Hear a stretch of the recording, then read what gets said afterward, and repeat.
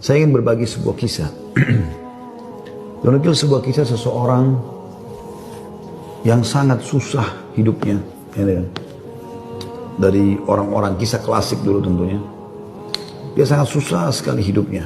Dan saking susahnya sampai dia bilang, dia ceritakan dirinya, saya cuma hidup dari pendapatan harian saya. Dia bilang satu waktu saya keluar ingin mencari rezeki. Pada hari itu betul-betul tidak ada sumber rezeki. Kenapa yang saya dapat hari itu yang dipakai makan gitu. Dia bilang saya sudah keliling sana sini tidak ada makanan. Dan sampai saya tidak pulang ke rumah sampai di awal malam selepas Isya lebih. Istri sama anak saya sudah menunggu. Kemudian saya pun pulang ke rumah. Begitu pulang ke rumah dibuka pintu disambutlah oleh anak dan istri. Dengan harapan selain menemui saya juga mereka berharap bisa ada makanan dan minuman seperti biasa.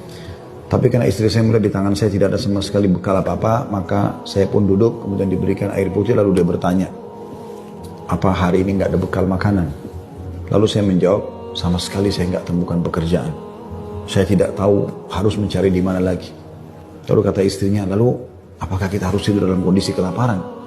Saya sama anak-anak betul-betul belum makan sama sekali dari pagi itu. Maka kata dia, baik, saya istirahat sejenak, baru saya akan keluar cari rezeki lagi. Mudah-mudahan malam ini Allah berikan kepada kita. Kata istrinya, baiklah kalau gitu. Subhanallah, tanpa mengenal letih, laki-laki yang soleh ini dia keluar dari rumahnya. Dan waktu dia keluar, sudah masuk, kalau kita sekarang jam 12 malam. Zaman dulu, belum ada lampu kayak kita sekarang.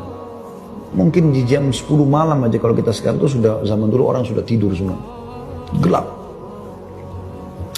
Maka dia pun jalan, dia tidak tahu mau kemana sambil dia berdoa kepada Allah SWT, ya Allah, kemana langkah kakiku ini? Aku sendiri belum makan seharian, anak istriku juga belum makan. Berikanlah kami rezeki. Sambil berjalan, dia bilang mata saya tiba-tiba melihat sebuah masjid. Di sekitar rumahnya, tidak jauh dari rumahnya. Gelap, nggak ada lampu kan, zaman dulu belum ada lampu, orang pakai sumbu, pakai minyak, dinyalakan, kemudian baru terang, itu pun sangat kecil penerangannya sebagaimana kita tahu kalau pakai sumbu. Maka dia coba nyalakan api, menyala, kemudian dia wudhu, dia sholat, dia tidak tahu harus buat apa lagi. Mulai ada sholat, habis sholat dia berdoa kepada Allah Subhanahu Wa Taala supaya dimudahkan, dikasih rezeki, dikasih segala macam, dan dikeluarkan dari masalah kemiskinan ini. Setelah itu, subhanallah, terjadi pada malam itu, penguasa di wilayah itu, kalau kita bisa bahasakan rajanya, gelisah, nggak bisa tidur. Dan seperti orang ketakutan akan meninggal dunia. Hatinya terdorong untuk bersedekah. Maka dia mengambil beberapa kantong isinya emas. Kan? Lalu dibawa sama dia, dan dia bilang, ya Allah, hatiku sangat gelisah. Aku takut meninggal sementara aku masih belum memiliki bekal yang cukup bertemu denganmu. Maka izinkanlah hambamu ini bersedekah di jalanmu. Dia bawa berapa banyak karung yang dia bisa bawa, karung-karung kecil, bungkusan emas semuanya. Dia naik kuda dan dia mengatakan, ya Allah, dan aku minta petunjuk kepadamu. Aku tidak akan memegang tali kekangan kudaku ini, aku biarkan jalan. Raja tidak minta dikawal oleh siapapun. Tergerak hatinya begitu. Subhanallah, dia jalan.